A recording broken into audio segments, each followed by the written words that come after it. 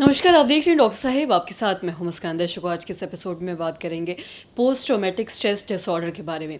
अगर आपको भी किसी चीज़ का फ्लैशबैक होता है बार बार, या फिर अगर इमोशनल नमनेस या फिर किसी तरीके का कोई एंजाइटी, या फिर बार बार स्ट्रेस हो रहा है, या फिर आप चीज़ों को लेके घबरा रहे हैं, तो हो सकता है कि आप इस बीमारी से जूझ रहे हो। आज हम इसी के बारे में तमाम जानकारी लेंगे और तमाम चीज़ों पर खास बातचीत करेंगे। और इसी पर खास बातचीत करने के लिए आज हमारे साथ मौजूद है डॉक्टर राजेश कुमार।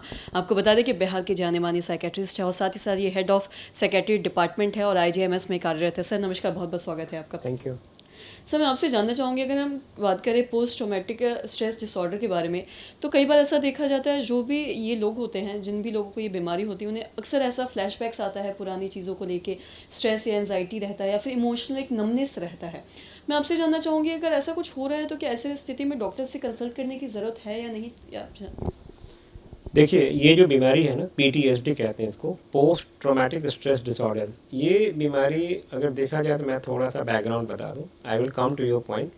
ये बीमारी लाइक 70 के दशक में अमेरिका और वियतनाम वॉर हुआ था। तो 75 में जब वॉर ओवर हुआ तो जो अमेरिकन सोल्जर्स जो वियतनाम में थे वो वापस जा रहे थे। तो when they reach back to their home, most of them they started complaining of this flashbacks like disturbed sleep, nightmare, flashbacks, and they were not able to focus and concentrate. तो फिर वो टर्म आया post trauma, मतलब war के बाद गए थे तो ऐसे ये टर्म आया। तो ये 75 में बीमारी रिकग्नाइज हुई पोस्ट ट्रॉमेटिक। फिर जब 9/11 अटैक हुआ 2001 में अमेरिका में, जो ट्विन टावर गिरा, उसके बाद फिर इस बीमारी के ऊपर काफ़ी बातें हुई।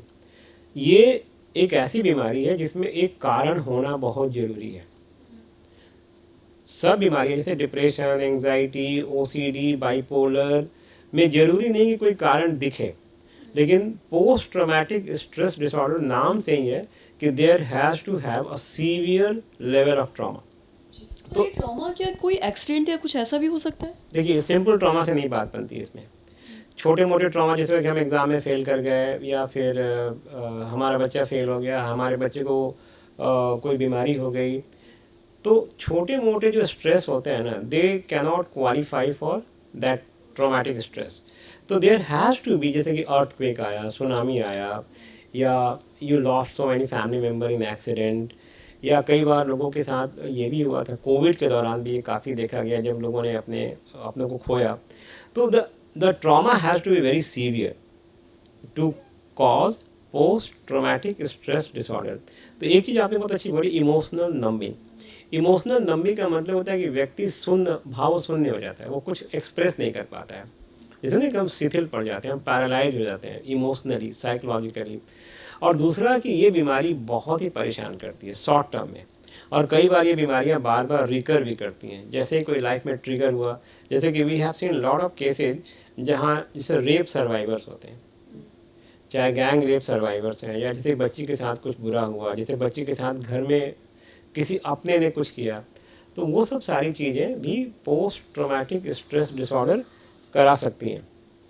तो अब जैसे कि स्टेट में फ्लड्स बहुत आते हैं, सूखा पड़ता है, तो इससे भी कई बार पोस्ट ट्रॉमेटिक स्ट्रेस हो सकता है अगर उस की वजह से उसकी काफ़ी परेशानियां बढ़ी हो तो। और जैसे कि अभी आपने बताया कि अगर किसी एक्सीडेंट में कोई अपनों को खो देता है, या फिर किसी की जान चली जाती है, तो भी ये पोस्ट ट्रॉमेटिक स्ट्रेस डिसऑर्डर हो सकता है। और क्या ये किसी भी उम्र के लोगों को हो सकता है, चाहे बच्चे हों, बूढ़े हों, या फिर जवान हो, किसी भी उम्र में ये देखा जा सकता है? देखा जाए तो ये किसी भी उम्र में हो सकता है, लेकिन अधिकतर ये तब होता है जैसे जब आप थोड़े से कॉग्निटिवली, जैसे कि आप इवेंट को प्रोसेस कर पाते हो। जैसे कि मान लो कि कुछ बच्चे होते हैं जो 4-5 साल के हैं, वो चीज़ों को समझ ही नहीं पाते हैं। तो इसमें ज़रूरी है कि cognitive processing, information processing, able to understand the impact of the trauma. तो 6-7-8 साल के बच्चे से लेके 80 साल के बूढ़े तक में भी ये पोस्ट ट्रॉमेटिक स्ट्रेस डिसऑर्डर हो सकता है। लेकिन अक्सर ये बीमारियां आजकल उन लोगों में होती हैं जो ज़्यादा ट्रॉमा से एक्सपोज्ड हैं। जैसे कि मोस्टली क्या है, जो लोग काफ़ी मोबाइल हैं, घूम फिर रहे हैं, तो यंग पॉपुलेशन, जो हम लोग कहते हैं कि भाई 20-25 से लेके 40-45 तक की जो एज है, वो ज़्यादा एक्सपोज्ड है पीटीएसडी के लिए।